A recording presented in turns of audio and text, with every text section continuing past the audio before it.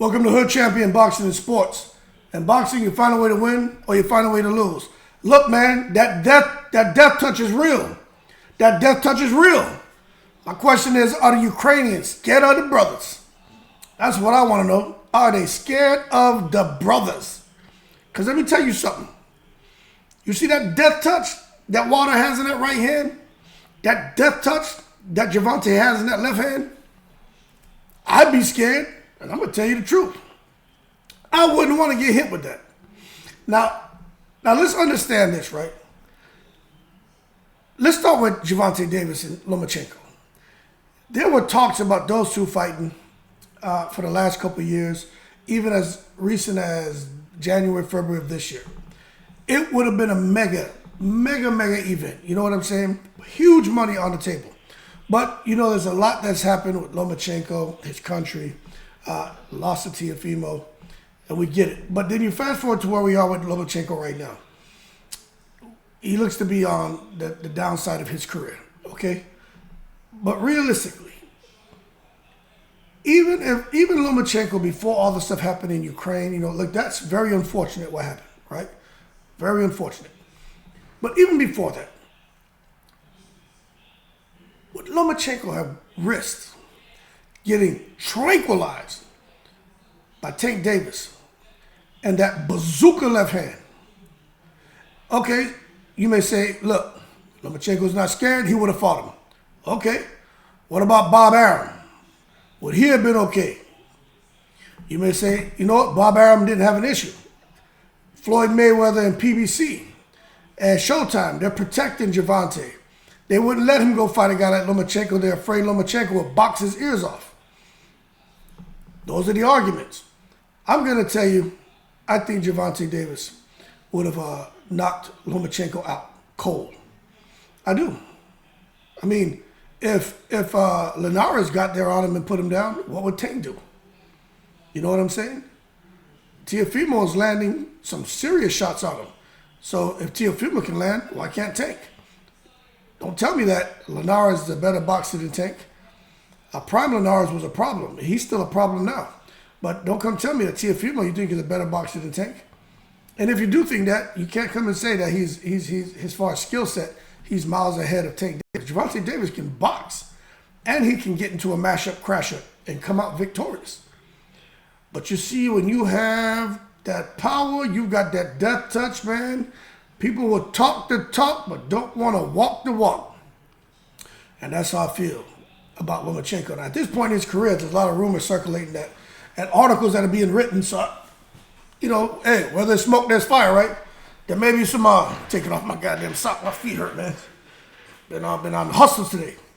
But when it comes to Lomachenko, it looks like him and Kambosos maybe mixing it up. Now, you know, these different promoters like to keep everything in-house, and Kambosos is still riding that wave of beating Teofimo, then getting the two fights with Devin Haney where he got basically tore out the frame. And he came back in this last fight where, you know, they robbed the guy. So Kambosos is going to go into for him, he's going to go into the biggest fights possible because Kambosos is just out here stacking up his dough. And you know what? Good job for Kambosos. You know why? Because Andy Ruiz should have done the same thing. You beat AJ, you lose the rematch, you come back, you fight, you beat Arreola, you beat Luis Ortiz. You should have took that fight with Tyson Fury, you should have took that fight with Wilder, and quit trying to come out here and think you're going to get paid the same amount of money, if not more, than what you made when you had beat Joshua the first time, and then the rematch. Not going to happen. You know what I'm saying? Your market value goes down. So now you take a look at, what's his name, Kambosos. He knows his market value's gone down. He doesn't have any hardware anymore. You understand? He don't even have a ring. Kambosos knows that, but what's he doing? He's like, shit, I'm going to keep fighting. He's the Austin Trout. Austin Trout, man, like I always talk about him. That man fought everybody. Even when he lost, he stayed active. Austin Trout wasn't turning down no money. He wasn't out here being like Andy Ruiz, all bougie and thinking he's worth more than he is. No, he said, shit, I know my market value has dipped. So, no problem. I'm going to go on out here and bridge the gap and get even more active. And that's what he did. And that's what I think all fighters should do. But Kambosos and Lomachenko, that seems to be the direction that Hold on one second. You got it? Who is it? No, you can't go out till I finish this video. My kids, they got somebody came to the door as his friend. Close the door. All right. I'll be done in a minute. You gotta go do your work. After you do your work. All right. Yeah. Got kids, man, and I'm not editing that out, okay? But what I'm getting at right now is, so for Lomachenko, look, I am not surprised that he's doing what he's doing right now, right? I'm not, and I was talking about, you see, I lost my train of thought messing with the goddamn boy ringing the doorbell. But back to what I was saying, man. So yeah, I'm not surprised at what Kambosos is doing, and I'm not surprised that the route Lomachenko seems to be going. And Top Rank, they're gonna try to rebuild him, keep him active. Let me tell you something. When I seen Bob Arum hug and kiss Lomachenko, I said, oh no. Bob Arum has taken it to the stupid. Man should have held his horses. Holding and kissing that man. That ain't your nephew or your son, man. What are you doing? God, that ain't your play son, your godson. Hey, man, kissing Lomachenko up in the face, man. When I saw that, I said, oh, ain't no way in the world nobody gonna get, there's no way in the world he's gonna let Lomachenko fall on his face. And Lomachenko had that fight with Haney. Bob Arum thought Lomachenko won. He went and told him, you won that fight. Now, you know, when it comes to Bob Arum, you know, I don't know. I got to put the hairy eyeball on him because, you know, he hasn't been around this long in the sport of boxing by being an honest broker. So that being said, as far as Gervonta Davis and Lomachenko, that fight will never happen. But I have a feeling that Bob Arum, he wasn't really thinking too much about trying to make Lomachenko against Gervonta Davis. Now, we know Lomachenko, right? For those of you who are saying you don't know why Bob wouldn't want to make that, Lomachenko's so highly skilled. Lomachenko's a small dude, man. 126 is where he belongs. 130, whatever. 135 is kind of where the money's at, the big fight. So Lomachenko is fighting two divisions out of his comfort zone. So for that, you got to give him credit.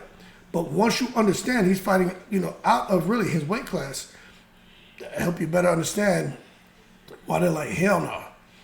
You are a small guy who's ballooned up to fight for titles, to get opportunities to make big money. Now, to go fight a guy like Gervonta Davis, who's, you know, cutting weight to get down to 135, who really should be at 140 pounds.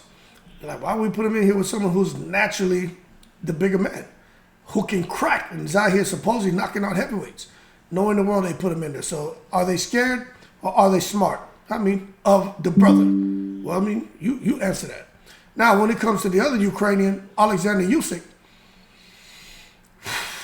I'll put it to you this way. He came out in an article and he said, he, talking about Wilder, has to talk about me because I have the belts. And he does it. Boom!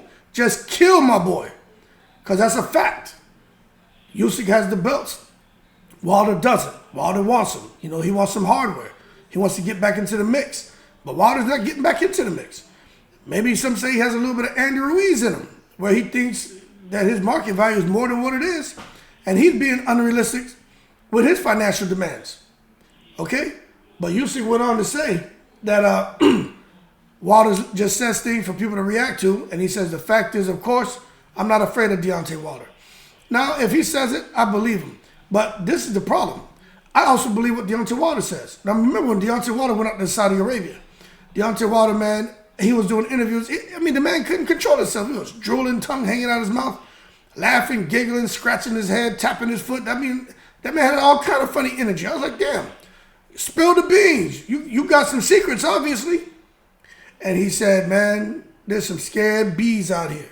So over there is where I think he learned that when they were talking to Usyk and trying to put fights together for him, because remember, Usyk is signed the Skills Challenge promotion. And when he went over there, Wilder went over, I think, for Tommy Fury, Jake Paul thing.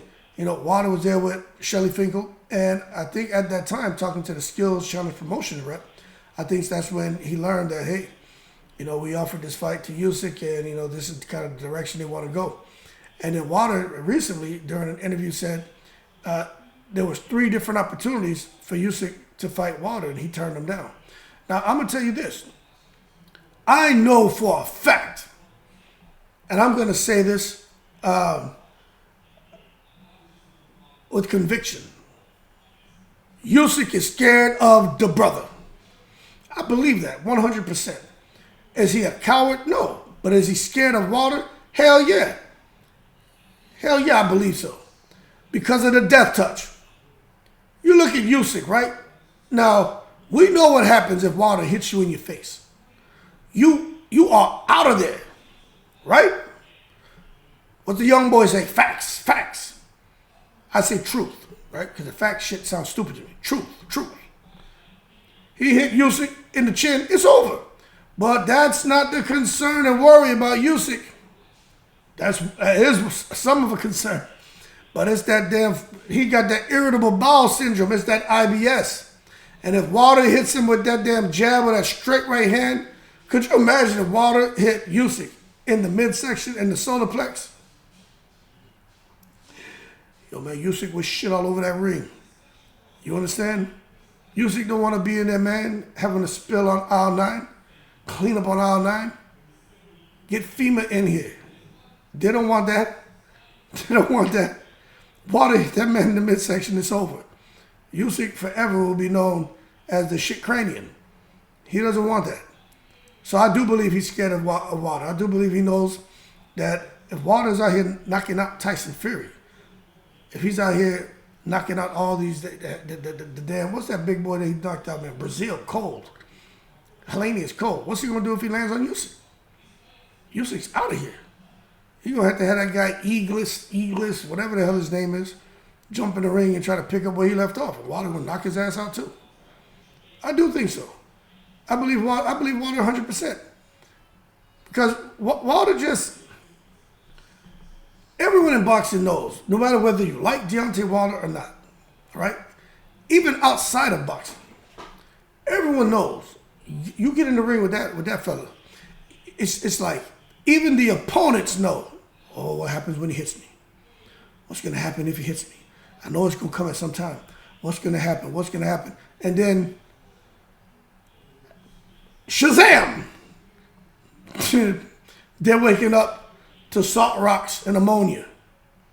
So yeah, I think them Ukrainian boys are, they definitely have second thoughts in getting in the ring with these two brothers, Gervonta Davis and Deontay Wilder, solely because of that death touch. Now, don't get me wrong. As far as their character, their heart, no, them guys are fighters, man. You know what I mean? I'm just having some fun with the subject, but them boys will fight. Them boys are scrap. But I know that deep down they're like, shit, who else is out there? And that's why Usyk didn't fight Deontay Wilder. He could have fought Wilder. But at the same time, I also understand, why fight Wilder? This is for Usyk, right? Wilder doesn't bring the money like AJ. Wilder doesn't bring the money like Tyson Fury. Why go fight Wilder? Well, he doesn't really bring any money, and I know I'm probably going to get knocked out. I don't care how much dancing around the ring, moonwalking, cartwheeling, coochie-cooing, slipping, sliding, slide to the left, slide to the front, crisscross. I don't care what you say about when it comes to Usyk and his fancy feet in the ring. At some point in time, Wilder going to get him, and it's going to be all bad for Usyk. Okay? So yeah, if you ask me, do I think Usyk's scared of the brother? Hell yeah, I think so. As far as Lomachenko, right now, yeah, Lomachenko not trying to mess with no Tank Davis. It doesn't matter how much money Tank brings to the table, how good of a fight that is. They're not going to do that. Because right now, how much money does Lomachenko bring to the table? That's really what we got to look at. Tank Davis is out here, man. Tank Davis is out here, he's a beast, man. He's breaking records, you know what I mean? Pay-per-view superstar, supposed to be replacing Canelo Alvarez. I mean, these are just truths, right? This is what the direction Gervonta has gone and is going. So why would he come fight Lomachenko when ain't no money in that?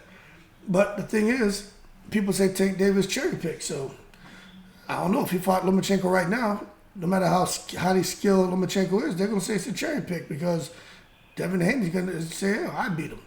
Teofimo said, "I beat him." So really, Tank shouldn't even be looking at Lomachenko. He should be looking at Teofimo. He should be looking at Devin Haney.